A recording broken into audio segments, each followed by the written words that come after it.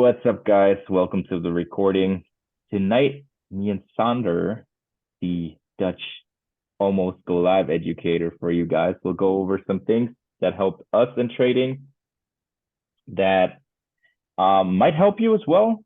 Because a lot of people ask for it. How do you do top-down analysis? What kind of pairs do you trade? And this is something that we want to touch on tonight. So Sander, if you want to kick it off with top-down analysis, go ahead, bro. You can share your screen.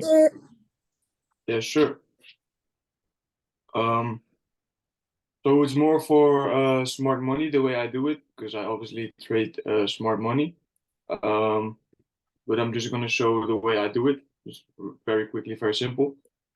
Like I start on the monthly, just to get a quick overview. And for me, the market structure is just the basics. And I just take like a local high or a local low, and I just follow the structure, literally, that's it. So if we do the DXY, for example, we had this low, and we're just gonna go look at higher highs and higher lows.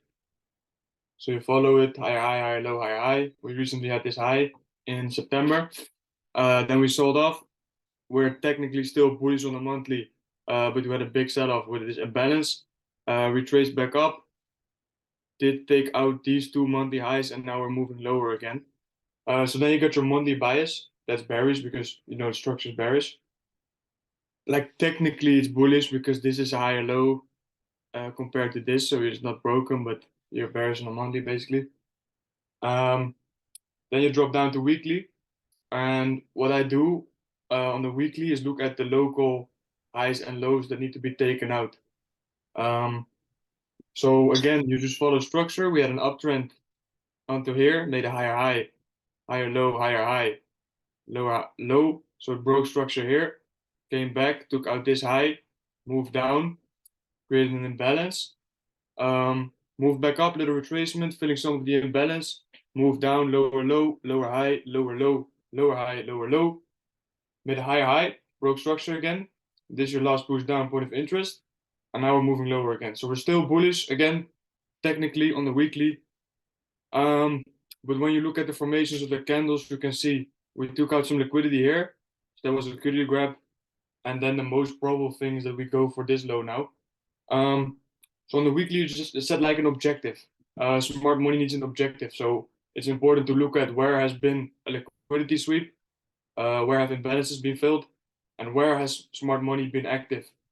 So if you mark out these two highs on the weekly, and you see it's very simple. The high time frame, it gives you like an overview in a little amount of candles to get as much information in condensed candle. So you got like what's this, 5 months in just this range. And if you would go on the lower time frames, it would be very noisy and very hard to organize all the information because there's just simply way more information to organize because you're on a lower time frame.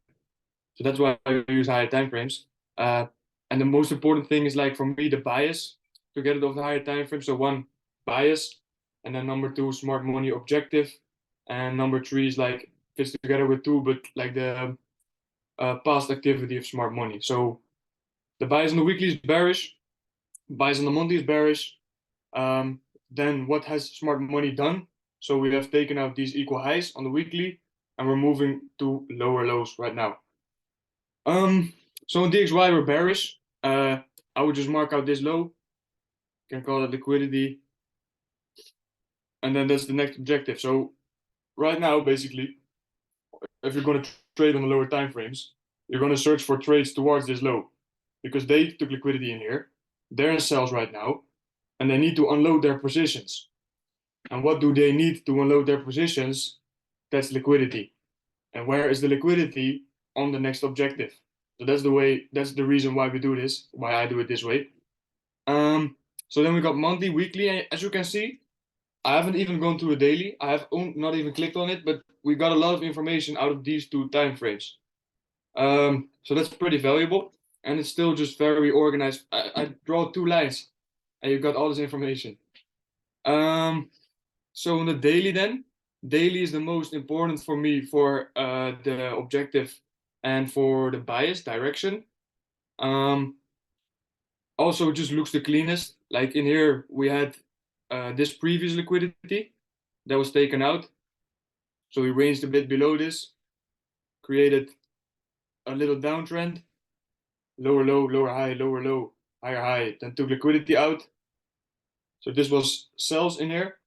Then we had a big move up impulsively. Some of you guys might remember this. Created a higher low, higher high, took out some liquidity again, filling some of this imbalance, and made a move higher. Then we distributed here, so we broke structure, but it wasn't. There was a fake out actually. Also, this liquidity was resting higher, so could have anticipated on that. And we got a big push up again impulsively, just like this move, almost mirrored, and we took out this liquidity. So then we had some buys in here from smart money. Obviously, they bought price up to take out this liquidity. Then we had a big move down impulsively. You can see because of the gaps and the imbalances within the candle. Retraced back up, rebalancing this zone and coming into this zone to mitigate the buys out. That's just your evidence. You see the liquidity gets grabbed. You see the way it moves impulsively. So liquidity gets taken out. You get an aggressive move down, aggressive push. So this shows you that there's big money invested in this move because it moves. That's literally evidence. If you see imbalance, it means there's big money active, smart money is active in that zone. So yeah, then we move down again, and we're currently in a downtrend on the daily.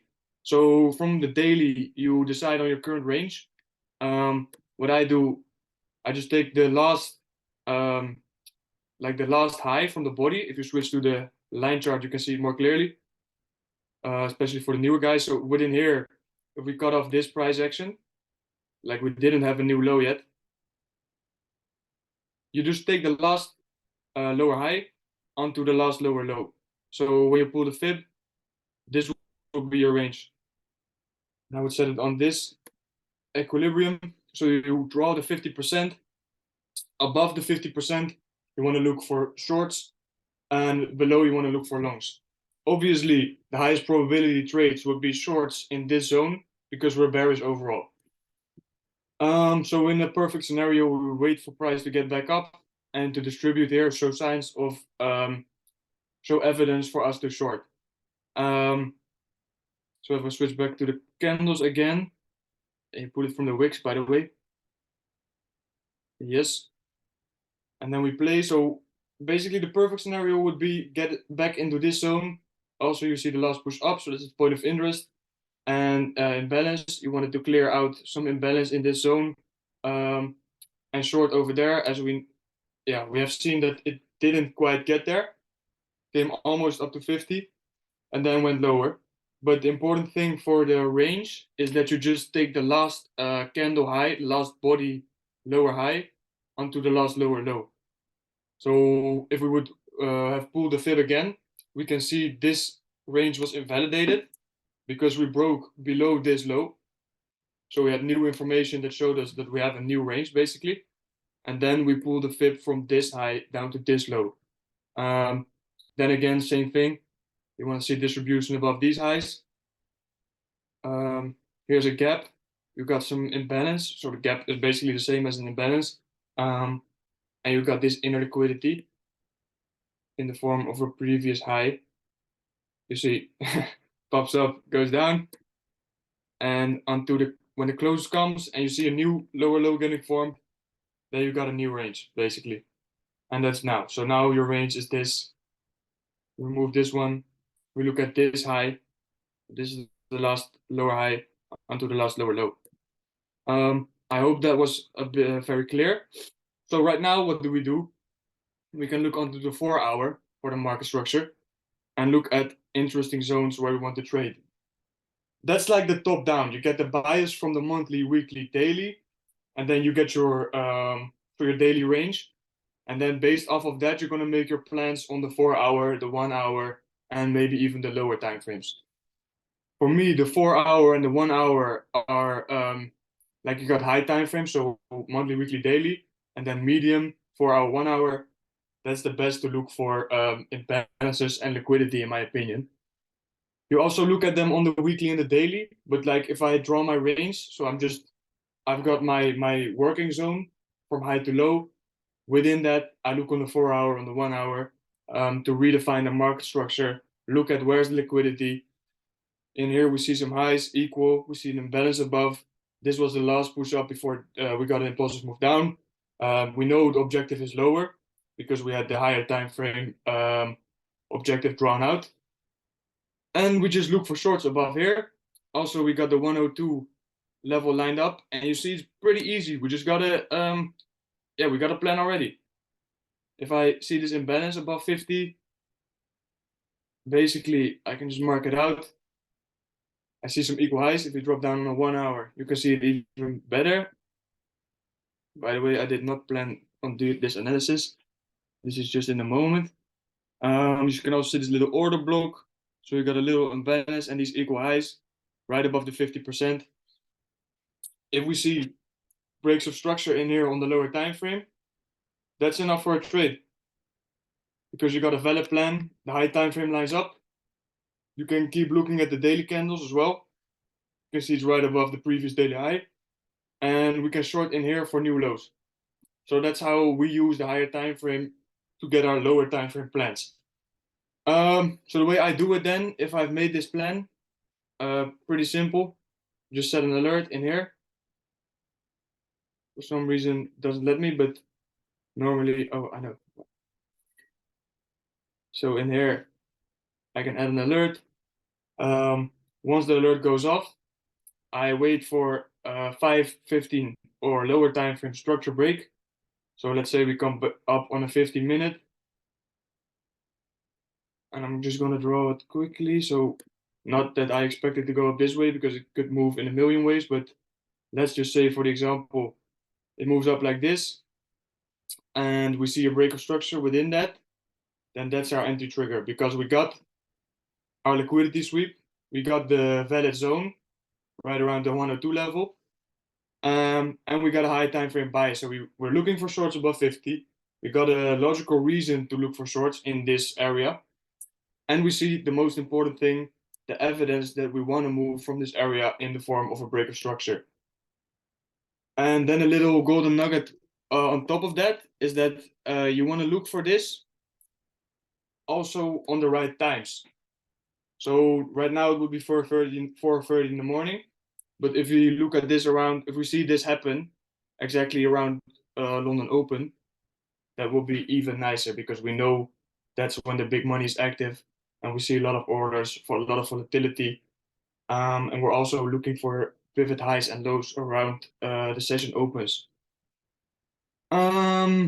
So I think that was that on the high time frame bias. I just did it on DXY. I always start with DXY because DXY has the biggest influence on the entire market. Everything moves around the dollar basically in the current situation of the economy.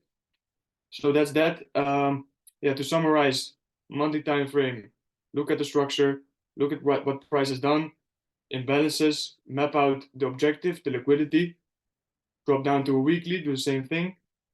And then we got like our point to work to. So basically, if you see this like a river flowing down, and we know that here is like the beginning, or it's a slide. It's more like a slide.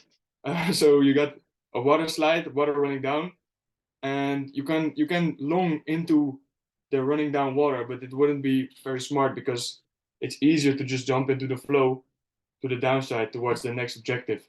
That's why shorts are more favorable, and you will also see you can backtest it in the last couple of weeks. You would have been way more profitable just playing shorts. Obviously, we weren't really bearish all of the structure, but if you up onto a lower time frame, when we broke down this last higher low, so higher high, lower low, lower high, lower, so lower low, lower high, lower low, higher high, bullish again, broke structure, bearish again after liquidity grab. Got a lot of evidence, a lot of reasons to think that the price is going lower after this. So within this entire structure, it's way easier to just trade shorts because we're moving down, basically. It's very simple. Just keep it simple. So for me, that's that on the higher time frame and how I look at the bias the structure and liquidity. Yeah, if you got any questions, please let me know at the end. Or if you're watching the recording, send me a message. And then I'm going to give the word back to Chris. Hey, that was nice value. That was nice value. That was good. Thank you for showing that. I always can take something away when you explain how you trade. I really like it. Gotta say that. So now you understood how you do top down with smart money kind of ways. So you can do this with any strategy really. If it's the impulse, if it's smart money, if it's price trap, whatever it is, you can use top down analysis and everything. And you should always be aware the higher time frame dictates what the lower one is doing, because of course it will give you some valuable information. And I'm going to show you, for example, why. So I show you a trade that I lost today or yesterday. I don't know. I would have to check in my MetaTrader. And what I didn't do is jump on the daily market to see, okay, what is the daily range doing? And I think, yeah, I was going to sell in here to go down, take this volume. What I didn't see is the market had to take more of this liquidity in the market, because you can see with this wick. Oh yeah, I think that was my stop loss hit today. Yeah, this was my stop loss hit this morning. So it took out more of the liquidity before then going down. As you can see, this market had a huge wick today. So this was an indecisive doji candle, and it did not break the structure to the upside with this. But what it did, and that's why it's so important what Sandra just taught you, is the market swept all of, almost like it cleared this unmitigated imbalance. I think that should be, yeah. Well, there was still some imbalance left, and it had to clear this liquidity over here and jump into here. You know, in this candle, the daily, there will be some liquidity over there as well. So if we go to the 4-hour chart and scroll over here, okay, this is just a downtrend. Let's go to the 1-hour chart. Maybe we can see it more clear there. And this is a price level of the past. So it's sometimes really important. Well, yeah, there's probably some people still in here. I doubt it that over 2 years, but still this is liquidity in the market where the bank maybe has some positions open, because sometimes they might have something open to cause an imbalance, because banks buy and sell at the same time, sometimes to push a price in a certain direction. So it has to clear certain levels. And then you can see maybe it even touched this imbalance that we have still here. Let's check it out. But, you know, anyone can get a stop loss hit. It doesn't matter how long you trade or what strategy you trade. It all depends on, did you do your analysis from the top down? Did you look at all the levels the market could reach and has to reach before it does a correction? So let's see.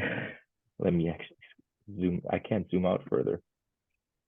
Let's see if I can grab it on the 4-hour. Okay, I can grab it on the 4-hour. Yeah, you can see the market even cleared this little 1-hour imbalance and even jumped higher, before then starting to what Sandra just showed you on the lowest time frame, probably the 5 minute. Yeah, this is where you see the distribution. Created a higher high. This is my higher low. It broke the structure, dropped down, did a little correction here at the volume zone, came back to it, and then it dropped. So I was in the trade, like my direction of the trade was good. Let me actually get you the trade that I had. I entered, this is so close. So I entered at, oh no, this is actually not close. 28. Yeah, this was actually pushed far. Yeah, this is where I entered. 28.04. Kind of here. And my stop loss was at 31.80 actually. So I only had like a 50 pip, 30, 38 pips, something like that. 1.8. Yeah. 37. Yeah, 38 pips stop loss. As you can see, the market's still, like on a higher time frame, this is not a big move. Still did 70 more pips. Of course, I don't want to get into a trade where I have a stop loss of 120 pips.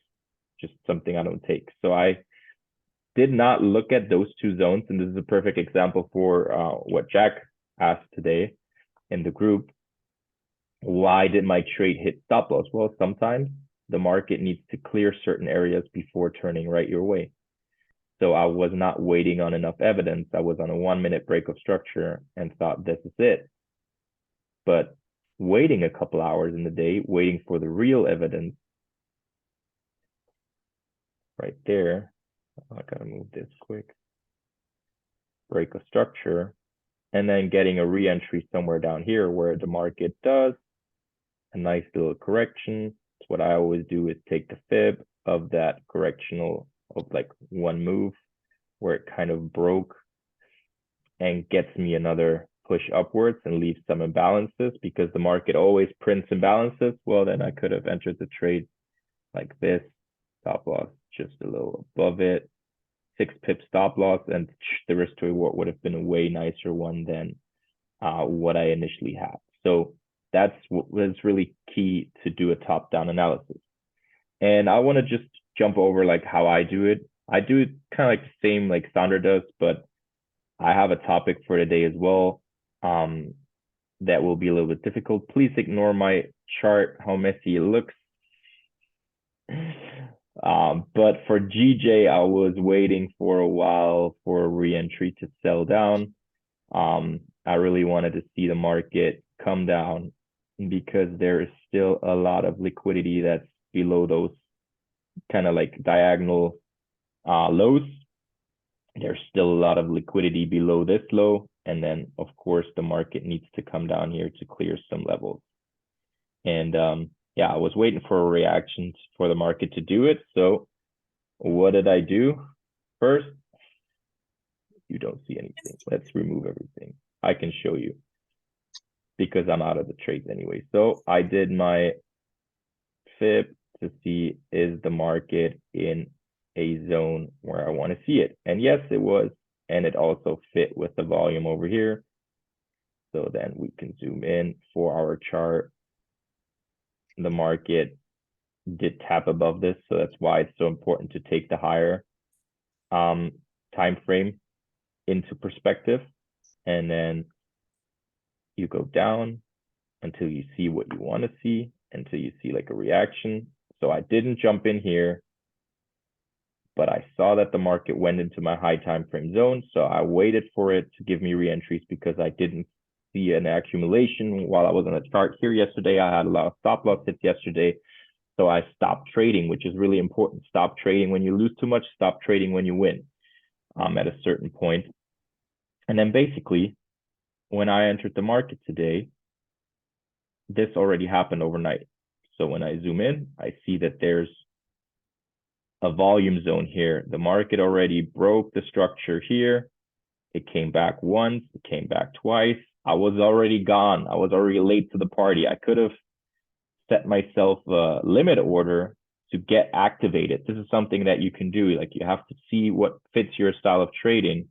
Well, what I then just did is I jumped onto the 15-minute time frame and then do my thing. I see my volume zone. I draw my fib from the high to the low, and then I see it perfectly fits, because also this market kind of like printed the imbalance that it needs to clear. It will try to get this liquidity because the market already showed me it's too weak to go above this high. Like, it lost momentum here. So that's what you're going to see on the lower time frame. You're going to see that earlier than you see on the higher time frame when a market loses momentum. And then what I just did is I placed my order at 511. That's actually when I entered. So I just placed it a little bit below the volume because sometimes it does not need to touch the highest point of volume. So I thought, well, I'm going to go 5 pips below. So I entered like 511. My SL was, I don't see it anymore because I moved it break even. But 691 was it? 691. Yeah, so it was just above the high, just like slightly above the high, 18 pip stop loss.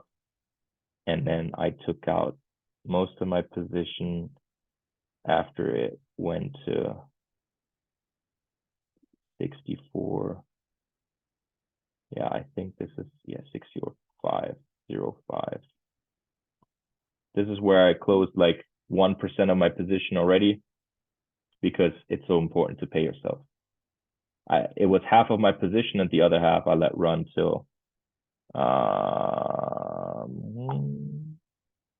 no, yeah, I closed that position completely at that point and I got myself a re-entry.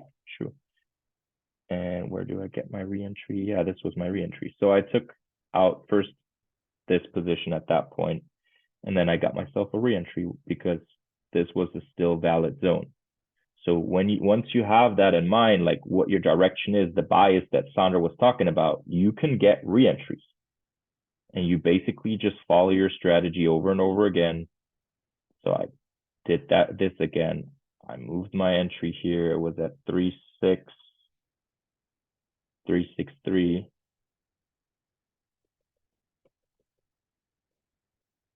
And my SL, can I see it on this one? It was at 543. So also a tight stop loss again. Like I like to have a little bit more room on my SL sometimes. And this trade I let run till 165. So right around here. And this position as well, I took out some partials after it made like 70 pips or something. So I took some partials at 63.61. So right around here. I took out half of my position here already. Yeah, it was half of my position. And let the other half run.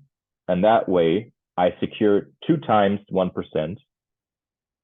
And the rest of this position I let run to down here till 165. And this was almost another 2%.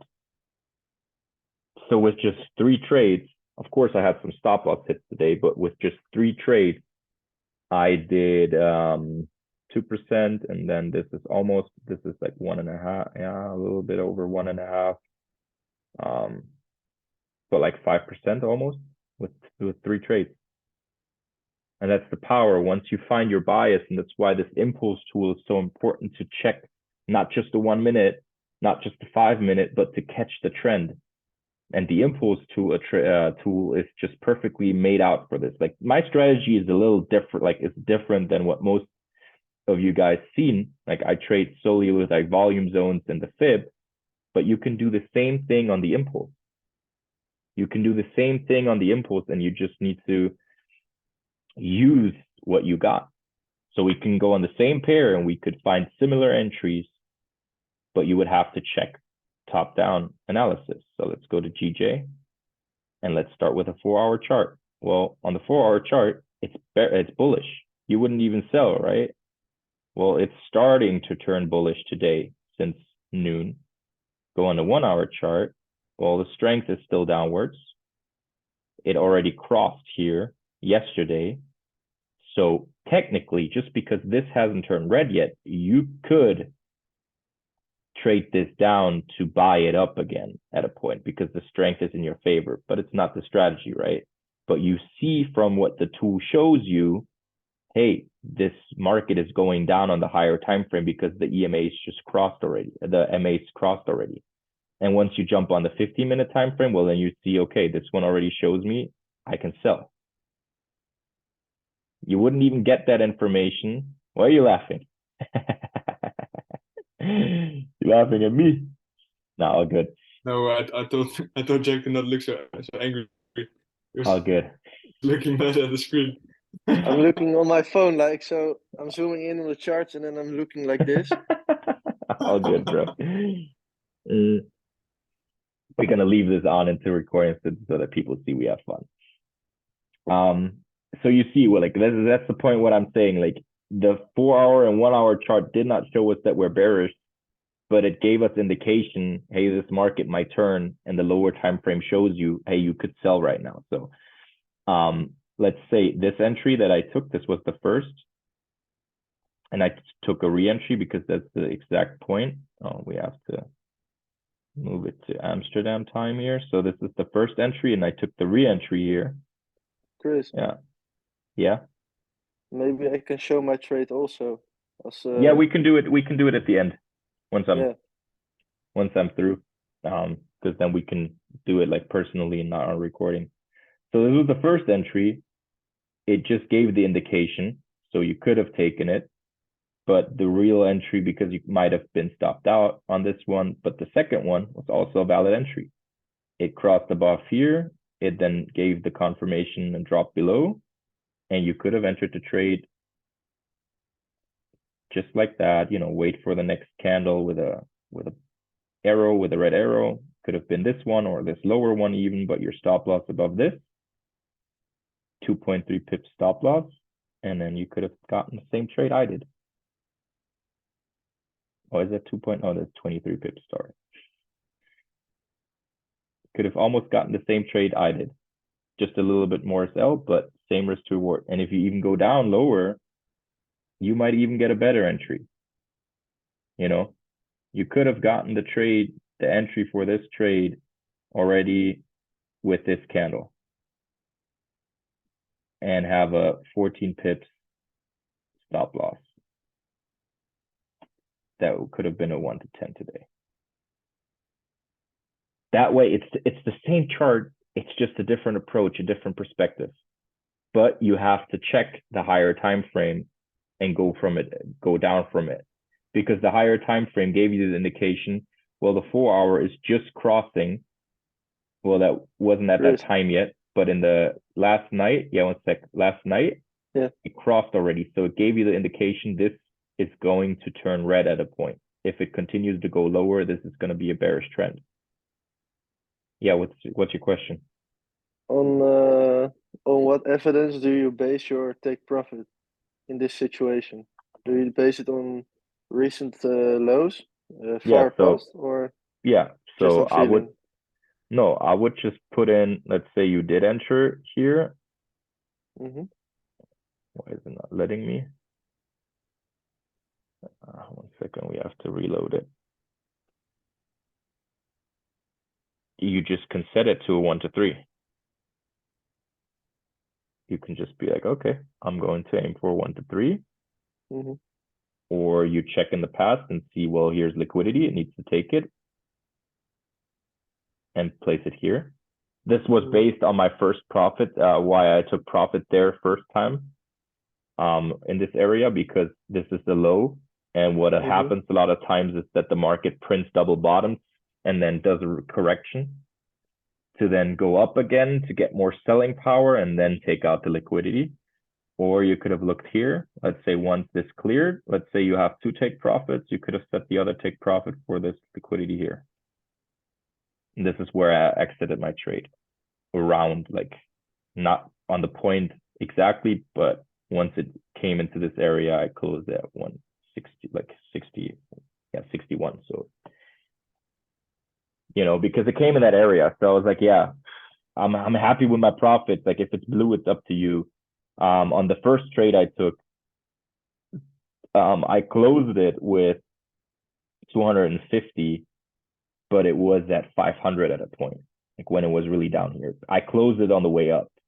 That's why I closed it around here, around this area, because I had a meeting at work. But that's like why the higher time frame bias is important. And what do you trade? Everybody asks, like, what do you trade? Do you trade indices? Do you trade gold?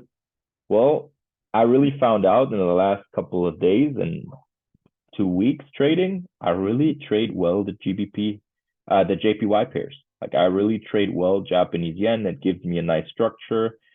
It really clears my targets a lot of times, if it's for the buys, if it's for the sells. And it works really well, my strategy, where I look at Elliott waves and look at the volume. I try to look at gold sometimes, but I stay away from US dollar because I don't feel comfortable right now trading it so much. Because you really have to factor in a lot of things right now, especially at the beginning of the month and the end of the month, with all those news that are dropping.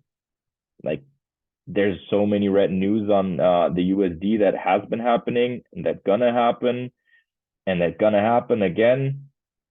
Like you really need to factor in a lot of things into the US economy. It's going to shit. So sometimes you can't really really see what the market is doing. So you can see this was the news today at 4. Well, the fuck? It was bad news today at 4 for the US dollar. It was a negative outcome. Usually it says actual greater than forecast is good for currency. This is not greater. This is 3 points lower than the forecast. What did the dollar do? The euro US dollar do? Well, the euro US, it dropped.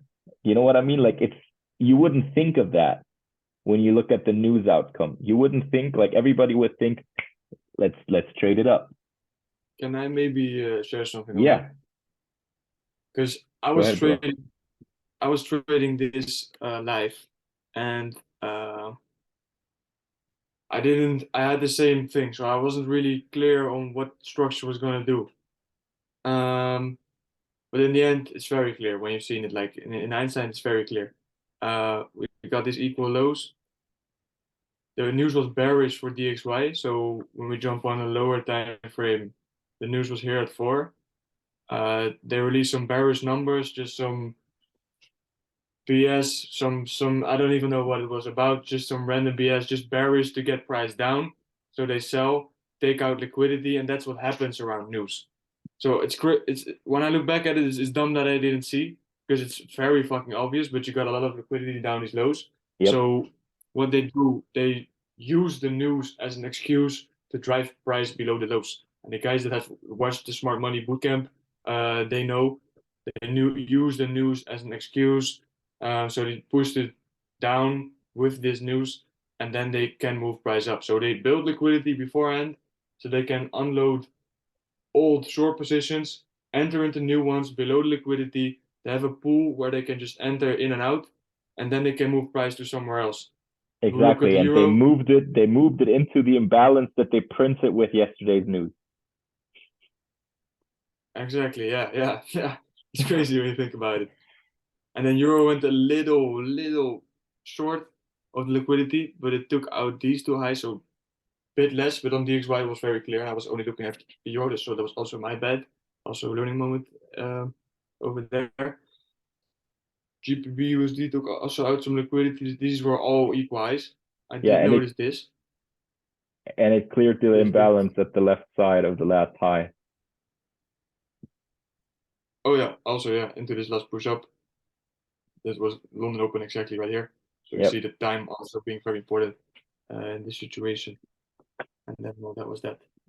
But that's the funny thing, like that most people don't factor in. Yeah, if you really do this a lot of times with news and you watch this a lot of times, then yeah, you see this.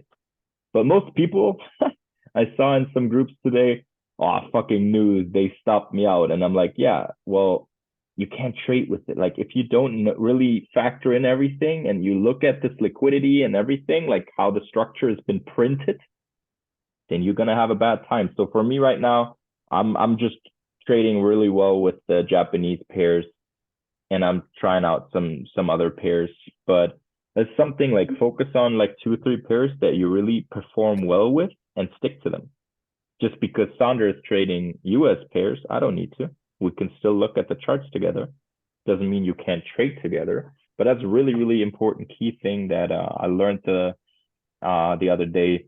As was also said on a Go Live session, like focus on the pairs you perform well in, and you will see your account growing because you know what the market has been doing and you've been profiting of that. So Euro JPY, I actually did not take the re-entry. I drew it in, but I took this trade down as well on Euro JPY. But Euro had some news today as well, so it wasn't really performing the way I liked it. But this was a valid re-entry as well. It just didn't reach the volume, and it could have been a potential 1 to 5 as well, or like if to this level 1 to 4.7. I like to trade to this level and then start taking the first profits at this level. But I didn't take it. Yeah, It's really nice. And the Yeah. educator I'm watching trades the same way. That the FIP setup, like he has the same FIP setup. Oh, nice, nice. Yeah, it's a nice one. And like I always try to look for price to be above the 61.8 at least. And then for this one, I didn't expect the market to go to the 72, so that's why I would have taken it like that. Probably spread would have not taken you, so sometimes, you know, just above that 61.8, that discount zone is a nice entry. And that's it. So that's why I'm trading JPY pairs a lot, because I grew my account by yeah, what's that? Not 10%, but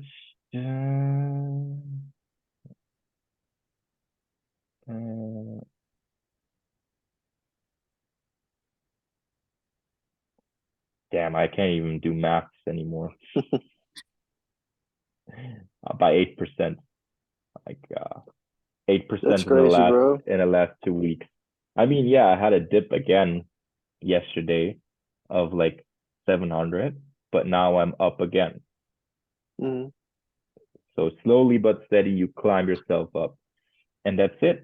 I would stop the recording right here, Chris, and we can go over your questions.